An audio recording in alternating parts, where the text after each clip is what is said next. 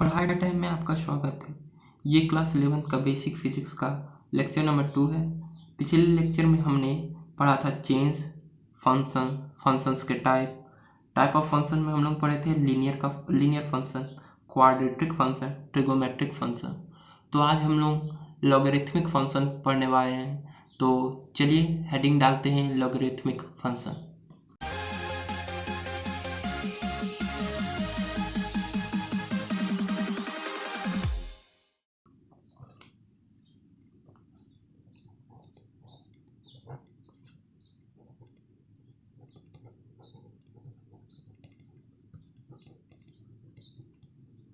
Logarithmic function, ठीक है। Logarithmic function जो होता है वो इस फॉर्म में रहता है, log n बेस a। ये इनपुट नंबर रहता है, ठीक है। इसमें इनपुट डाला जाता है, कुछ नंबर डाला जाता है, और ये a जो है बेस रहता है। इसका कुछ कंडीशन रहता है। क्या कंडीशन रहता है? जो बेस a रहता है वो हमेशा a जो रहता है वो 0 से बड़ा होना चाहिए, ठीक है। और a=1 नहीं होना चाहिए। जिस तरह बेस का कंडीशन होता है उसी तरह जो इनपुट नंबर है उसका भी कंडीशन होता है। क्या कंडीशन होता है? ये नेगेटिव नहीं होना चाहिए, तो मतलब 0 से बड़ा होना चाहिए, ठीक है। अगर a का वैल्यू अगर a का वैल्यू 10 रहा तो हम लोग log n बेस 10 लिखेंगे। अगर ये रहा log n to the base 10 तो हम लोग log n भी लिख सकते हैं, क्योंकि a यहाँ पर 10 नहीं भी लिखेंगे तब भी चलेगा। ये इजीली अंडरस्टूड रहता है ऑलरेडी, ठीक है। अगर a का वैल्यू e रहा तो इसको log n to the base e लिखने के बजाय हम लोग ln लिखते हैं।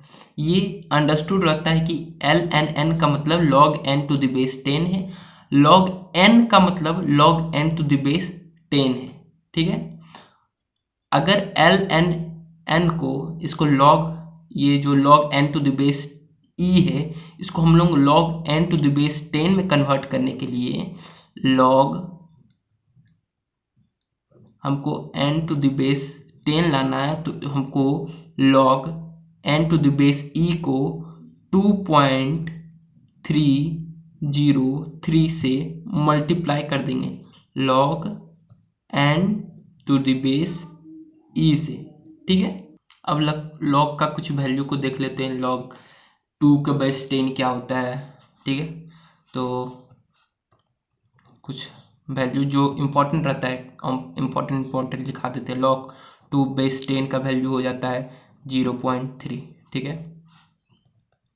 स्टार देकर लिखा देते हैं। log 3 बेस 10 का वैल्यू क्या हो जाता है 0.47, ठीक है। और एक लिखा देते हैं यहाँ पर log 5 टू द बेस 10 का वैल्यू होता है 0.69। इसको हम लोग अप्रोक्सीमेटली 0.7 भी लिख सकते हैं ना, ठीक है। अब log का कुछ प्रॉपर्टी है जिसको हम लोग देखना है हम लोग को। तो हेडिंग डालते हैं प्रॉपर्टीज ऑफ log। पहला प्रॉपर्टी है log अगर 1 रहा 1 बेस a, ठीक है, तो इसका वैल्यू हो जाता है 0।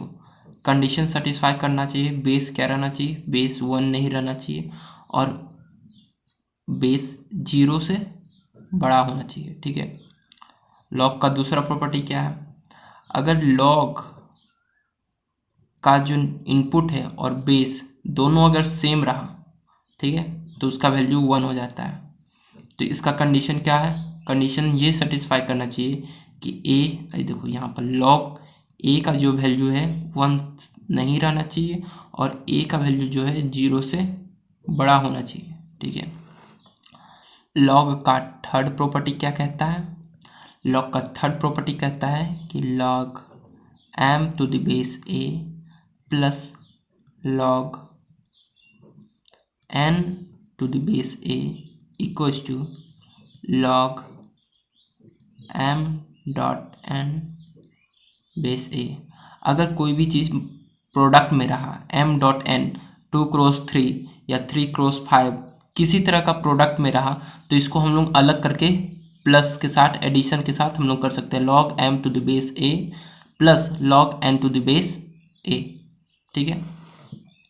अगर सब्सट्रैक्शन में रहा, घटाव में रहा, log m to the base a minus log n to the base a, तो ये डिवाइड में चला जाएगा। क्या चीज़ डिवाइड में चल जाएगा। Log m to the base m upon n to the base a। ठीक है, ये लॉग का प्रॉपर्टी है। ये 4 प्रॉपर्टी हुआ, अभी और प्रॉपर्टी है, इसको अगले पेज में लिखते हैं।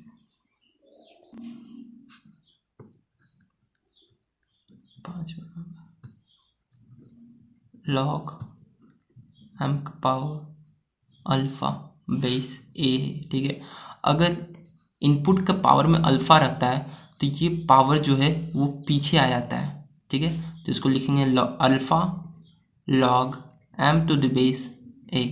ठीक है, अगर बेस के पावर में कुछ रहेगा, ठीक है, लॉग m बेस के पावर बीटा, ये बेस का पावर में है। ठीक है, बेस के पावर में क्या है बीटा, तो ये डिवाइड होके आता है 1 upon beta log m to the base a। ठीक है, 7वां प्रॉपर्टी क्या बताता है, अगर log m to the base a है तो हम लोग इस तरह लिख सकते हैं log समथिंग a के समथिंग मान लेते हैं b जिसका बेस b है। ठीक है, मतलब बेस b क्या मतलब 1 तो रहना नहीं चाहिए और 0 से बड़ा रहना चाहिए। ठीक है, तो उसको m upon log same base b और a। ठीक है, log a to the base b के फॉर्म में लिख सकते हैं, इस फॉर्म में लिख सकते हैं। 8वां प्रॉपर्टी हम लोग को क्या बताता है, log m to the base a रहा तो इसको हम लोग इसको रेसिप्रोकल में करके लिख सकते हैं। log a to the base m हो जाता है, जो यहाँ पर इनपुट रहता है वो बेस बन जाता है, जो बेस रहता है वो इसका इनपुट हो जाता है। ठीक है, रेसिप्रोकल हो जाता है। प्रॉपर्टी नंबर 9 क्या बोलता है, अगर समथिंग के पावर में लॉग रहा, समथिंग के पावर में लॉग रहा, वो समथिंग लॉग का बेस रहा। क्या चीज रहा, लॉग का बेस मीन्स ए सिमिलर, नीचे नीचे सिमिलर रहा, तो इसका वैल्यू डायरेक्ट एक्स हो जाता है। ठीक है, जो इनपुट है वही हो जाता है। अगर हम लोग ए के पावर में लॉग और बेस अलग हो, सब कुछ अलग हो, बेस अलग हो, इनपुट अलग हो, तो हम लोग इसको क्या लिख सकते हैं, बी ए बी सी। ठीक है, तो हम लोग इसको लिख सकते हैं सी लॉग बेस बी, और ये कन्वर्ट हो जाता है, यहाँ पर ए चला जाएगा। ठीक है, ये कन्वर्टेबल है, इधर से उधर कर सकते हैं। अब कुछ एग्जाम्पल देख लेते हैं किस तरह सॉल्व किया जाता है।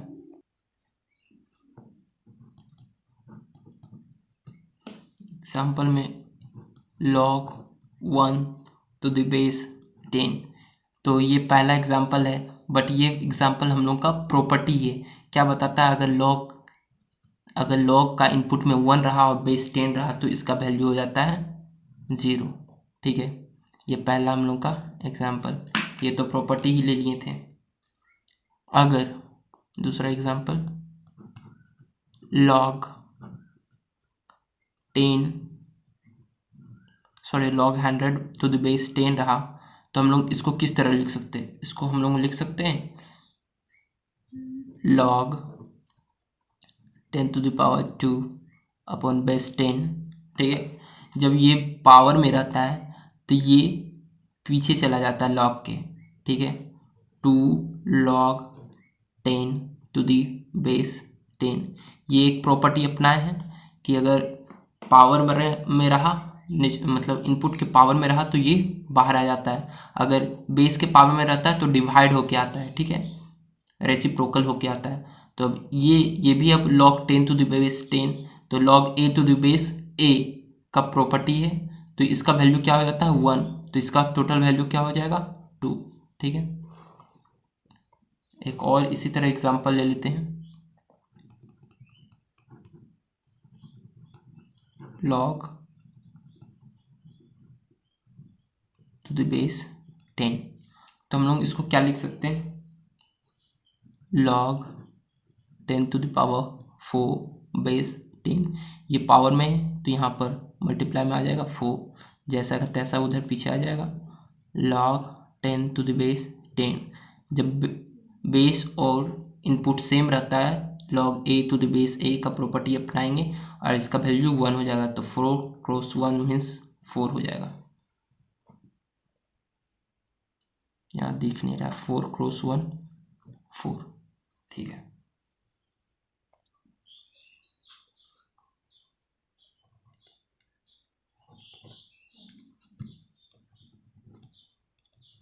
log 3 रूट 3 1/3, ठीक है।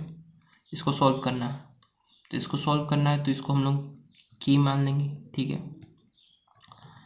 तो ये जो होता है ना 3√3 जो नंबर है इनपुट है उसको वहीं पर रहने देंगे, और जो ये बेस है ये बेस इसका इसका बेस बन के और ये के पावर में चल जाएगा, किस तरह हो जाएगा 3√3 1/3 के पावर के टाइम्स लिख सकते हैं। मतलब समझे कि ये जो नंबर है इनपुट तो रहेगा ही, इसको के मान लेंगे, ठीक है, और 1/3 को 1/3 के पावर के हो जाएगा, समझे।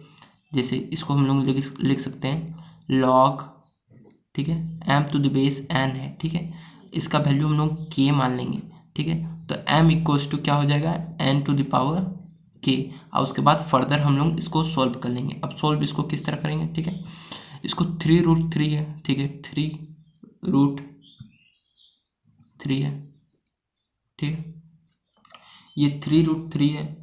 अब ये हम लोग इसको लिख सकते हैं 3 टू द पावर -1 टाइम्स के, इसको लिख सकते हैं 3 into -1 to the power -1 into के लिख सकते हैं, ठीक है, लिख सकते हैं ना।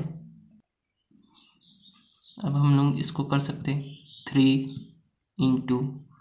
के पावर 1/2, रूट मतलब क्या होता है 1/2 होता है ना, ये स्क्वायर रूट रहा तो इसको हम लोग 1/2 कर देते हैं, क्यूब रूट रहा तो इसको पावर में 1/3 कर देते हैं, जिस तरह रहता है 1/3 कर दिया जाता है, ठीक है, और 3 इंटू माइनस के हो गया, ठीक है। अब ये एक्सपोनेंशियल का प्रॉपर्टी होता है कि अगर ये मल्टीप्लिकेशन में रहता है तो और बेस सेम रहता है तो पावर सम हो जाता है, तो क्या हो जाएगा 3 raise to the power 1 + 1/2 equals to 3 का पावर -1/k, ठीक है। अब ये हो गया 3 का पावर 3/2, ठीक है, और ये 3 के पावर -1/k। जब दोनों साइड बेस सेम होता है तो ये बेस हट जाता है और माइनस ये और ये इक्वल हो जाता है, 3/2 इक्वल्स टू -k, तो k का वैल्यू क्या आ गया हम लोग को, k का वैल्यू हम लोग का आ गया -3/2। सो तो इस तरह हम लोग लॉग को सॉल्व किया करते हैं, ठीक है। लॉग के बाद हम लोग अब कुछ प्रोग्रेशन देखेंगे, जो प्रोग्रेशन आप लोग जैसे AP, जिस आप लोग पहले ही 9th-10th में पढ़ चुके हैं, ठीक है, AP, तो यहाँ पर कुछ एक्स्ट्रा है, AP है, GP है, HP है। AP को अर्थमेटिक प्रोग्रेशन, ज्योमेट्रिक को GE को ज्योमेट्रिक प्रोग्रेशन और HP को हार्मोनिक प्रोग्रेशन बोला जाता है, ठीक है। तो हम लोग पहले हेडिंग डाल देते हैं अर्थमेटिक प्रोग्रेशन, ठीक है।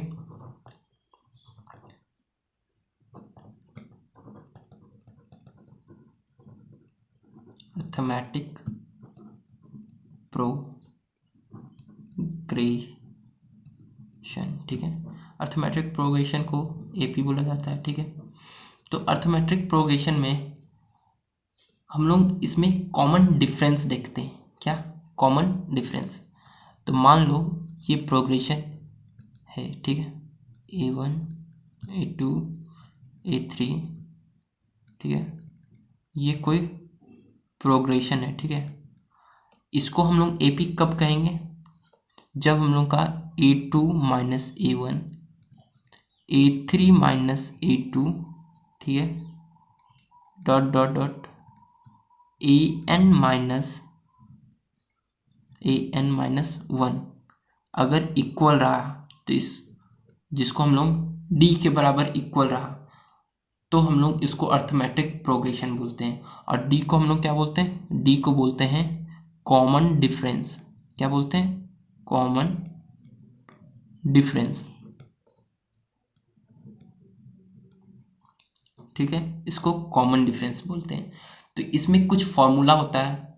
इसमें क्या क्या फॉर्मूला होता है? कुछ जनरल टर्म निकालने का फॉर्मूला होता है, सम ऑफ कुछ एन टर्म निकालने का, कोई एन टर्म है उसका सम निकालने का हमको फॉर्मूला रहेगा। तो हम लोग फॉर्मूला लिख लेते हैं, जनरल फॉर्मूला। जनरल टर्म निकालने का फॉर्मूला है, ठीक है।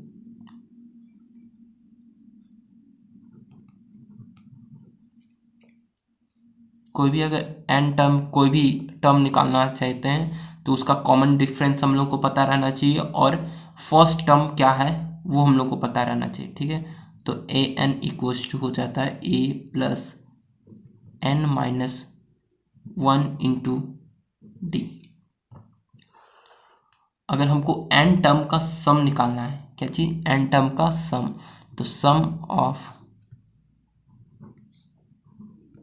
एन टर्म, ठीक है, एन टर्म का अगर एपी में है प्रोग्रेशन, तो एन टर्म का सम निकालने के लिए हम लोग करते हैं sum of N term equals to N upon 2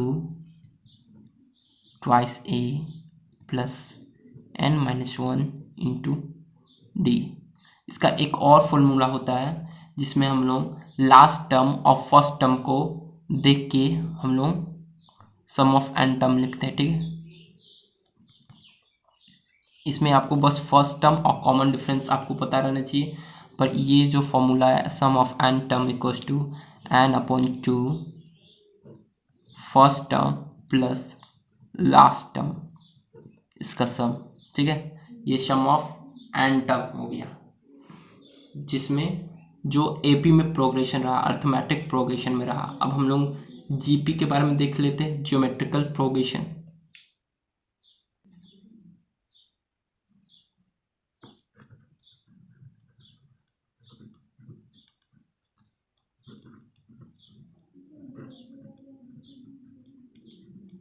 जिसको हम लोग जीपी बोलते हैं।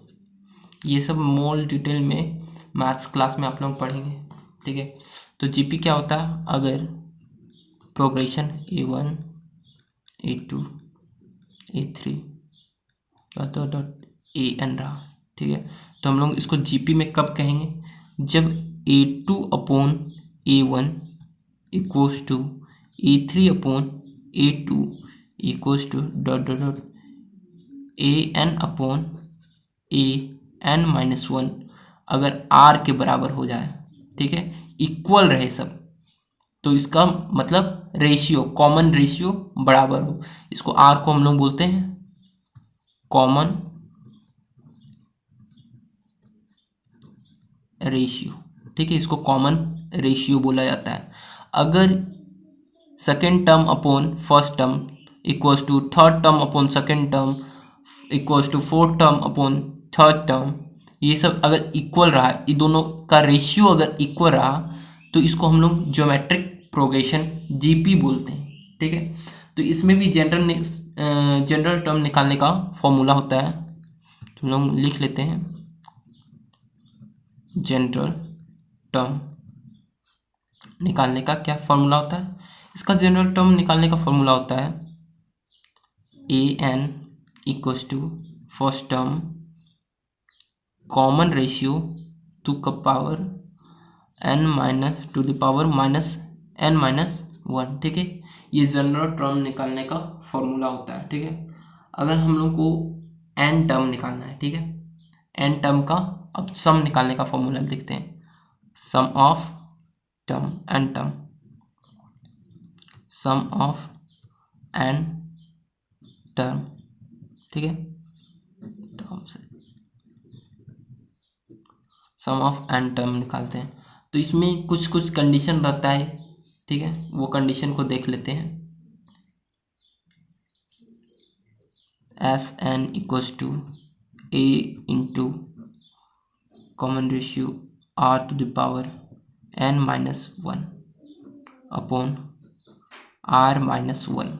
ये फॉर्मूला हम लोग कब यूज़ करेंगे? जब कॉमन रेशियो जो है ना वन से बड़ा रहेगा, ठीक है। कॉमन रेशियो 1 से बड़ा मतलब 2, 3, 4 इस तरह रहेगा, बड़ा रहेगा। कॉमन रेशियो 1 से ज़्यादा बड़ा रहेगा तब हम लोग फॉर्मूला यूज करेंगे S N equals to A into R के power n minus upon are minus one, ठीक है।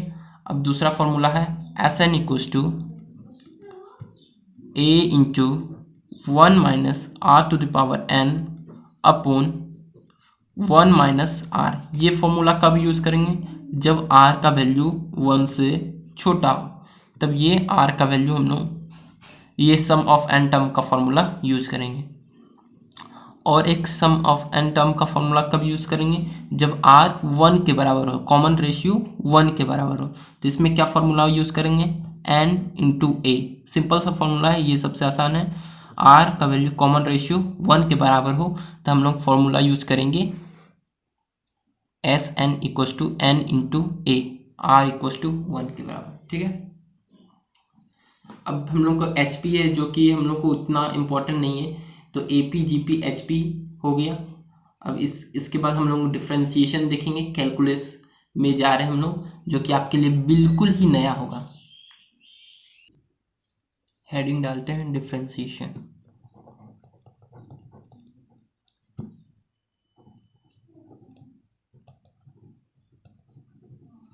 अब डिफ्रेंसिएशन में कुछ फॉर्मूले होते हैं जिसको आपको ज़रूरी से ज़रूर याद कर लेना है, एकदम ज़रूर से ज़रूर याद कर लेना है। तो पहला फॉर्मूला लिख लेते हैं, क्या? डी अपॉन डी एक्स, ठीक है, x to the power n। अगर कोई भी term x to the power n रहा तो हम लोग n जो है वो बाहर निकल जाता है, वो n x के पावर से n माइनस वन से मल्टीप्लाई हो जाता है, ठीक है। ये जो x है, x to the power n है, तो ये n जो है बाहर आ जाता है, n बाहर आया और ऊपर में n माइनस वन से घट जाता है, ठीक है। दूसरा फॉर्मूला है ये जो है d upon D x 1 upon x का डिफ्रेंसिएशन है। ये पहले वाला से ही डेराइव हुआ है, तो इसको हम लोग सीधा ही हम लोग को याद करने का रहता है। अगर हम लोग इसको डिफ्रेंशिएट करके हम लोग करना चाहें तो कर सकते हैं। देखो 1 अपॉन एक्स है, ठीक है, 1 अपॉन एक्स को हम लोग क्या लिख सकते हैं? X to the power minus one, ठीक है।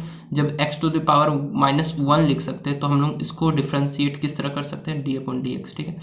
तो इसको हम लोग लिख सकते हैं माइनस, जो x to the power minus one है, एक्स का पावर माइनस वन है, तो इसको हम लोग क्या कर सकते हैं? माइनस वन से मल्टीप्लाई और माइनस वन से ऊपर में घटा देंगे, ठीक है। तो माइनस वन से मल्टीप्लाई करेंगे तो minus one into x to the power minus one, तो क्या हो गया? Minus x to the power minus two, ये हो जाएगा। तो अब ये हम लोग का, ये ऊपर में माइनस में है तो ये हम लोग का क्या हो जाएगा? Minus one upon x to the power two लिख सकते हैं। जब ऊपर में माइनस में है तो डिवाइड में आ जाएगा तो ये माइनस हट जाएगा, ठीक है। तो x differentiation of 1 upon x का क्या हो जाता है? Minus one upon x square, ठीक है। अब दूसरा फॉर्मूला क्या है? तीसरा फॉर्मूला है साइन एक्स का, ठीक है। साइन एक्स का डिफ्रेंसिएशन होता है कोश एक्स, ठीक है। चौथा कोस एक्स, ठीक है। कोस एक्स का डिफ्रेंसिएशन क्या होता है? कोस एक्स का डिफ्रेंसिएशन होता है माइनस साइन एक्स, ठीक है। डिफरेंशिएशन ऑफ 10x, 10x का डिफरेंशिएशन क्या होता है? 10x का डिफरेंशिएशन होता है सेक स्क्वायर एक्स। ठीक है, ये सब आपको याद कर लेना है और नोट कीजिएगा कॉपी में। बिना नोट्स बनाए कुछ नहीं होगा, नोट्स जरूर बनाइएगा। और 10x के बाद सेक एक्स का डिफरेंशिएशन क्या होता है?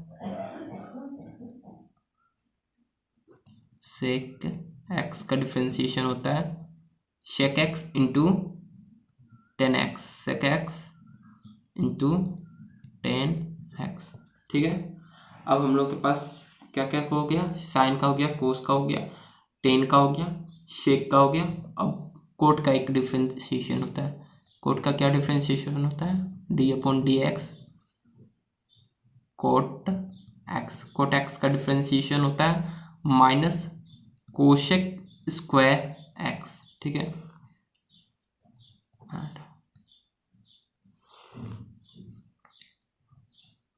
D upon D x.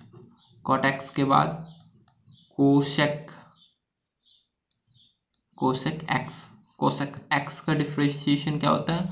Minus cosec x cot x. ठीक है, एक चीज आप लोग देख रहे होंगे पैटर्न, जहां कोश सी से जहां स्टार्ट होता है उसमें माइनस का साइन है।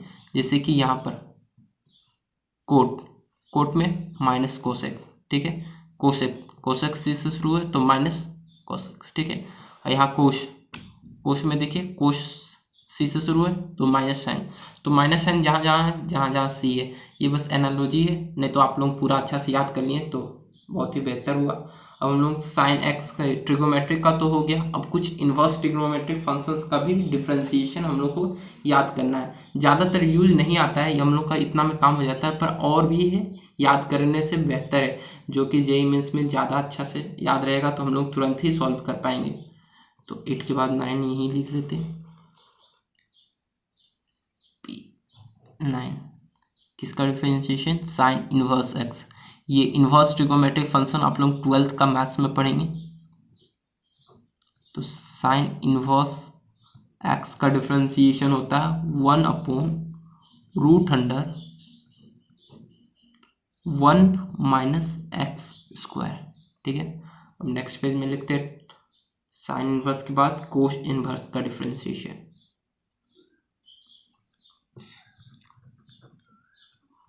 डी अपॉन डी एक्स कोश इनवर्स एक्स का डिफरेंशिएशन क्या होता है? नेगेशन ऑफ, ऊपर में हम लोग क्या लिखे थे? Root under 1 minus x square. ठीक है, साइन इनवर्स का होता है 1 upon root under 1 minus x square, और कोस इनवर्स का होता है negation of 1 upon root under 1 minus x square. ठीक है, 11th number formula d upon D x sine cos tan inverse x का फॉर्मूला। टेन इनवर्स एक्स का क्या होता है? 1 अपॉन 1 प्लस एक्स स्क्वायर। ठीक है, 12 D upon D X. Tan inverse के बाद cot inverse X. Cot inverse x का डिफरेंशिएशन होता है negation of 1 upon 1 plus X square. 13 number D upon D X. Sec inverse x का differentiation क्या होता है? सेक इनवर्स एक्स का डिफरेंशिएशन होता है 1 upon x into root under x square minus 1। 14 number sec के बाद cosec inverse X. D upon D x cosec inverse x का डिफरेंशिएशन होता है negation of 1 upon x into root under x square minus 1। ये सब जो inverse trigonometric functions का जो डिफरेंशिएशन है वो ज़्यादातर यूज नहीं आता है, पर लिखा दिए याद करने से अच्छा है, आप लोगों को मैथ्स में भी थोड़ा सा हेल्प हो जाएगा। बट इसके बाद जो है कोस इन्वर्स एक्स के बाद e to the power x log का, ये सब का डिफरेंशिएशन है जो कि इम्पोर्टेंट है। नेक्स्ट क्या होगा? Log differentiation of log x, log x का डिफ्रेंशिएशन होता है 1/x, ठीक है। Differentiation of 16 number, differentiation of e to the power x d/dx, e to the power x का differentiation, e to the power x का जो differentiation होता है उसका कोई चेंज नहीं होता, e to the power x का differentiation e to the power x होता है, ठीक है। एक लास्ट है 70 number, d/dx, a to the power x का डिफ्रेंशिएशन होता है e to the power x log a base e।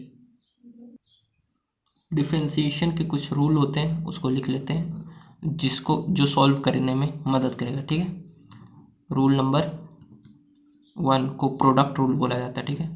Product rule, product rule, ठीक है। प्रोडक्ट रूल क्या बताता है, ठीक है। प्रोडक्ट रूल बताता है अगर दो फंक्शंस कोई प्रोडक्ट में रहा तो किस तरह हम लोग उसको डिफ्रेंशिएट करेंगे। d/dx, अगर दो फंक्शन f ऑफ x, एक फंक्शन f ऑफ x है डॉट प्रोडक्ट में g डॉट, ठीक है, gx है, ठीक है। दो फंक्शन अगर प्रोडक्ट में है तो पहला फंक्शन जो है उसको पकड़ के रखेंगे, इसको कुछ नहीं करेंगे, और सेकेंड फंक्शंस को डिफ्रेंशिएट कर देंगे, ठीक है। d/dx gx को डिफ्रेंशिएट कर देंगे, ठीक है।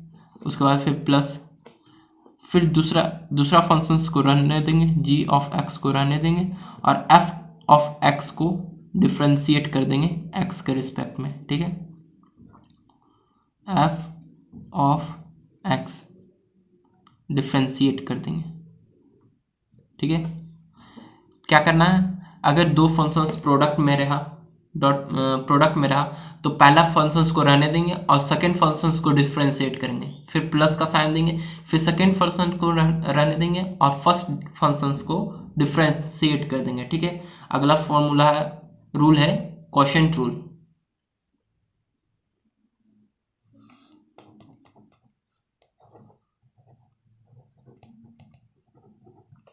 क्वोशिएंट रूल, ठीक है। क्वोशिएंट रूल क्या बोलता है, अगर दो फंक्शंस डिवाइड में रहा, ठीक है, तो उसको डिफ्रेंशिएट किस तरह करेंगे, d/dx, अगर दो फंक्शन एक f ऑफ x है और अपॉन g ऑफ x है, ठीक है। ये दोनों को डिफ्रेंशिएट करने के लिए क्या डिफ्रेंशिएशन का रूल है, जो डिनोमिनेटर में रहा g ऑफ x, ठीक है, डिनोमिनेटर को स्क्वायर कर दिया जाता है, ठीक है। g ऑफ x का स्क्वायर कर दिया जाता है, ठीक है। g ऑफ x जो नीचे डिनोमिनेटर में रहता है उसको स्क्वायर किया जाता है, ठीक है। और फिर उसको ऊपर में लिखेंगे g ऑफ x, ठीक है। और फिर जो न्यूमरेटर में है उसका डिफ्रेंशिएट कर दिया जाता है, d/dx, किसका डिफ्रेंशिएशन किया जाता है, न्यूमरेटर को, ठीक है। f ऑफ x जो न्यूमरेटर में है, g ऑफ x हो गया, ठीक है। फिर उसके बाद नेगेशन का साइन देते हैं, फिर अब f ऑफ x को रहने देते हैं, जो न्यूमरेटर में है उसको रहने देते हैं f ऑफ x, और जो डिनोमिनेटर का है उसको डिफ्रेंशिएट कर देते हैं, d/dx जो g ऑफ x डिफ्रेंशिएट कर देते हैं, ठीक है। ये हम लोगों का क्वोशिएंट रूल हुआ, ठीक है। एक चैन रूल होता है जिसको आपको मतलब एग्जाम्पल की मदद में समझाएंगे, वो बहुत इंपॉर्टेंट होता है, बच्चा लोग इसी में गलती करता है। चैन रूल, ठीक है, चैन रूल है। चैन रूल क्या बोलता है, ठीक है, इसको एग्जाम्पल में समझाएंगे। इसका होता है dy/dx, ठीक है। इसको डिफ्रेंशिएट करने के लिए इसको अलग अलग से हम लोग कर देते हैं, क्या, dy/dt, ठीक है, इंटू dt/dx, ठीक है। देखिए ये dt कैंसिल कर देंगे तो ये dy/dx आ जाएगा ना, ठीक। उसी पर बेस है चैन रूल ऑफ डिफ्रेंशिएशन। अब कुछ हम लोग एग्जाम्पल ले लेते हैं, डिफ्रेंशिएशन सॉल्व किस तरह करेंगे, ठीक है। एग्जाम्पल नंबर 1, तो हमको डिफ्रेंशिएट करना है x² + 5x² -2 को डिफ्रेंशिएट करना है। तो हम लोग को क्या करना है, डिफ्रेंशिएट करना है। तो इसको डी अपॉन डी एक्स, ये है हम लोग का x² प्लस 5x² -2, ठीक है। अब इसको हम लोग करेंगे डिफ्रेंशिएट। इसको हम लोग अलग अलग भी लिख सकते हैं, D upon D x into x², ठीक है, plus D upon D x into, इसको क्यूब में रखते हैं क्योंकि ये स्क्वायर में हो ही गया तो इसको जोड़ना पड़ जाएगा। इसको x³ प्लस 5x² -2, ठीक है, ये x³ हुआ, ठीक है, प्लस 5x², ठीक है, और इसका d अपॉन डी एक्स और -2 का, ठीक है।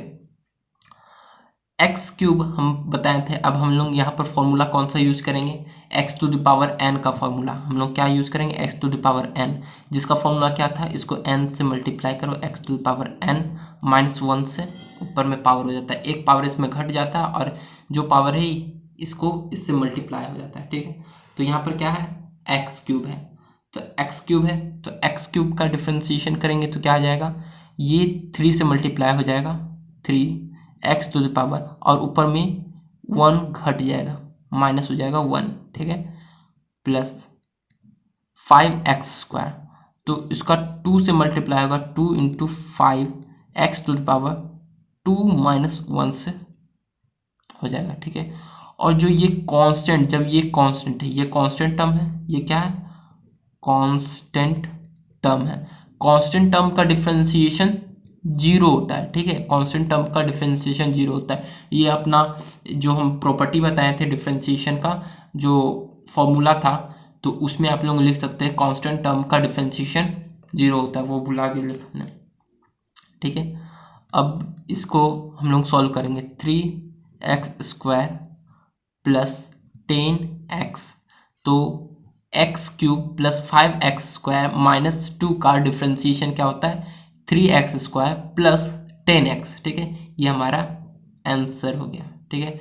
इस तरह का आप क्वेश्चन और भी बुक से देख के सॉल्व कर सकते हैं, ठीक है। अब हम एक प्रोडक्ट रूल अपनाने के लिए, मतलब प्रोडक्ट रूल लगाने के लिए उसका एक एग्जांपल लेते हैं। Example number 2, x cos x, ठीक है। तो इसमें हम लोग दो फंक्शंस देख सकते हैं, एक x हो गया हम लोग का एल्जेब्राइक फंक्शन और cos x क्या हो गया, ट्रिगोमेट्रिक फंक्शन, ठीक है। दो फंक्शन हो गया, ये x और ये cos x, ठीक है। तो हम लोग को प्रोडक्ट रूल क्या बोलता है, प्रोडक्ट रूल बोलता है कि एक को पकड़ेंगे, दूसरा को डिफ्रेंशिएट करेंगे, प्लस दूसरा को पकड़ेंगे और पहला को डिफ्रेंशिएट कर देंगे, ठीक है। तो हम लोग उसको अप्लाई करते हैं, ठीक है। हम लोग को क्या करना है, डिफ्रेंशिएट करना है, d upon D x, x cos x को डिफ्रेंशिएट करना है, ठीक है।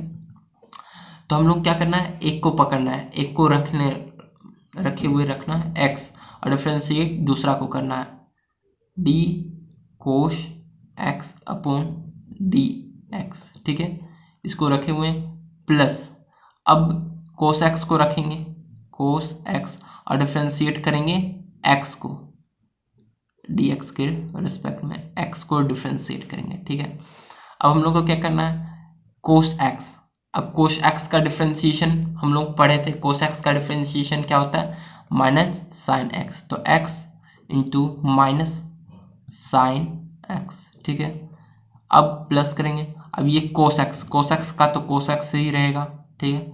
अब एक्स का डिफ्रेंशिएशन क्या होता है, एक्स का डिफ्रेंशिएशन 1 होता है, एक्स का डिफ्रेंशिएशन 1 होता है, तो मल्टीप्लाई विथ 1, तो इसका क्या हो गया, minus x sine x plus cos x. अब इसको हम लोग सीधा करके भी लिख सकते हैं, cos x minus x sine minus x sine x, ये हम लोग का हो गया एक्स कोस एक्स का डिफ्रेंशिएशन, ठीक है। डिफ्रेंशिएशन का आंसर ये आ गया, ठीक है, आप लोग को दिख गया होगा। अब नेक्स्ट पेज में चलते हैं,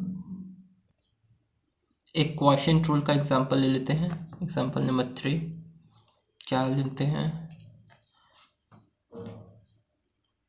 D upon D x upon sine x का, इसका डिफ्रेंसिएशन करते हैं। एक इसका एग्जांपल ले लेते हैं। अब इसका एग्जांपल का क्वेश्चन रूल क्या बोलता है, नीचे वाला जो रहता है डेनोमिनेटर में उसका स्क्वायर करते हैं, नीचे वाला जो डेनोमिनेटर में रहता है उसको स्क्वायर करते हैं, ठीक है, उसको न्यूमरेटर में रखते हैं, और जो न्यूमरेटर वाला को है उसको पहले डिफ्रेंशिएट करते हैं, फिर नेगेशन करते हैं, ठीक है, फिर जो न्यूमरेटर वाला को है उसको रखते हैं, और जो डिनोमिनेटर वाला है उसको डिफ्रेंशिएट करते हैं, ठीक है। तो हम लोग इसको स्टेप बाय स्टेप देखते हैं क्या बोलते हैं। अब जो ये डिफ्रेंशिएशन करना है एक्स अपॉन साइन एक्स जो है हम लोग को डेनोमिनेटर में और एक्स जो है न्यूमरेटर में है, ठीक है। तो इसको हम लोग करते हैं, जो नीचे वाला जो फंक्शंस रहता है उसका स्क्वायर करते हैं, ठीक है। तो साइन एक्स का स्क्वायर करेंगे, ठीक है, फिर साइन एक्स का साइन एक्स ही रखेंगे यहाँ पर, साइन एक्स, ठीक है। अब डिफ्रेंशिएशन करेंगे किसका, एक्स का डिफ्रेंशिएशन करेंगे जो न्यूमरेटर में है, तो डी अपॉन डी एक्स का डिफ्रेंशिएशन करेंगे, ठीक है, फिर उसका नेगेशन करेंगे, ठीक है। नेगेशन क्या करेंगे, अब जो है एक्स, तो एक्स जो एक्स का डिफ्रेंशिएशन हो गया तो एक्स को रखेंगे, और साइन एक्स का बाकी है तो साइन एक्स का अब डिफ्रेंशिएशन करेंगे, D upon D x sine x का डिफ्रेंशिएशन करेंगे, ठीक है। अब डी एक्स का डिफ्रेंशिएशन क्या होता है, 1 होता है, ठीक है, तो साइन एक्स इंटू 1, ठीक है। अब साइन एक्स का डिफ्रेंशिएशन क्या होता है, साइन एक्स का डिफ्रेंशिएशन होता है कोश एक्स, ठीक है, कोश एक्स, और इसको हम लोग जो है साइन एक्स का पावर, साइन एक्स का होल स्क्वायर का क्या हो जाएगा, साइन स्क्वायर एक्स, ठीक है। अब इसको सॉल्व करेंगे फर्दर, तो साइन एक्स माइनस एक्स कोश एक्स, ठीक है, ये हम लोग का हो गया आंसर, ठीक है। तो डिफ्रेंशिएशन में ये जितना फॉर्मूला लिखा है उसको आप लोग याद कर लीजिएगा, कुछ और क्वेश्चन भी प्रैक्टिस कर लीजिएगा जिससे आपका हाथ साफ हो जाए और बहुत अच्छा से डिफ्रेंशिएट कर पाए। तो आज के लिए लेक्चर के लिए इतना ही, फर्दर लेक्चर में हम लोग इंटीग्रेशन पढ़ेंगे, वो भी आपके लिए नया होगा। जो इंटीग्रेशन होता है ना वो डिफ्रेंशिएशन का उल्टा होता है, ठीक अपोजिट। तो डिफ्रेंशिएशन आप अच्छा से पढ़ लीजिएगा, डिफ्रेंशिएशन का फॉर्मूला से ही इंटीग्रेशन का फॉर्मूला काफ़ी हद तक सिमिलर ही रहता है, ठीक है। तो उसमें कुछ क्वेश्चन कराएंगे अगला लेक्चर में, डिफ्रेंशिएशन का इंटीग्रेशन का क्वेश्चन कराएंगे, ठीक है, इंटीग्रेशन का क्वेश्चन कराएंगे, ठीक है। आज के लिए लेक्चर के लिए इतना ही।